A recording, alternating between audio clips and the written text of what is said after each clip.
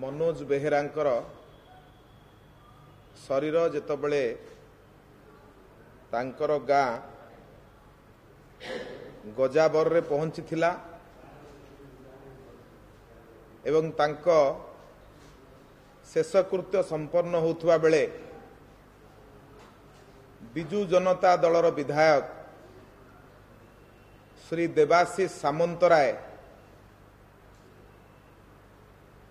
मनोज बेहेरांकर दादा चैतन्य बेहेरांकु जो भली भाबरे अशालीन व्यवहार देखैले धक्का मारिले जो थे तांकर मुंड माड़ हैला एभली एक घटना गोटे निंदनीय घटना जहाँकि जड़े शासक दलर विधायक ठारू ए प्रकार आशा करा जाए नहीं जेतबले सारा भारत वर्ष शोकर सागर रे बुड़ीची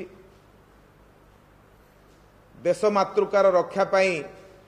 मनोज बेहेरा जेतबले प्राणबली देइचंती सेतबले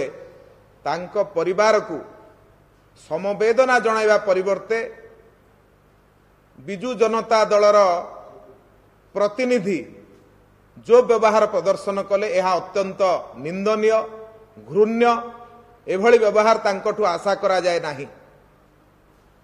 एभली घटना केवल तांको परिवार को कष्ट देइनी भारतर लक्ष लक्ष लोक जो माने घटना को देखुचंती एभली घटना समस्त को कष्ट देइची। एथुरु जणा पड़ुची जे ओडिसा रे थिबा बिजू जनता दलर सरकार केते चिंतित ए देशर वीर जवान मानक प्रति एभली एक अशालीन व्यवहार प्रदर्शन करिबा परे मध्य वर्तमान सुधा प्राय 2 दिन बीती जाइथिले मध्य बिजू जनता दलर मुख्य बा मुख्यमंत्री तरफरु कौनसी प्रकार या उपरे निर्णय न निया जिबा अत्यंत कष्टकर यह आम समस्त को व्यथित करिछि। तेणु आमे दाबी करुचु तुरंत बिजू जनता दलर मुखिया माने स्वर्गत मनोज बेहेरा घर को जातु तांकर दादा चैतन्य बेहेरा जहां को ये अशालीन व्यवहार करिसंती ताकू अविलंबे क्षमा मागंतु ए देशवासी पाखे क्षमा मागंतु। एया कौन होची जड़े शहीद परिवार को सम्मान गोटे दल जी शासन करुच्ची ओडिशा को तार ये कौन होची शहीद परिवार को सम्मान। तेणु एभली घटना को भारतीय जनता पार्टी निंदा करुच्ची।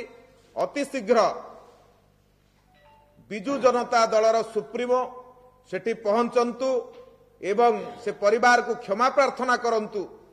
नचेत विधायक को तांको विधायक पदवी बहिष्कृत करी शहीद को सम्मान प्रदान करंतु। जो प्रकार भावरे चित्रित करा जाउची सोशल मीडिया रे सेना उचित नुह।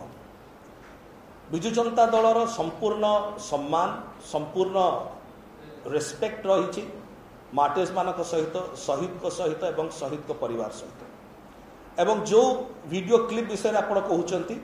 अतिरंजित करी कौन ना कौन जगह परिवेशन करने को चेष्टा करा जाउची जो थर कि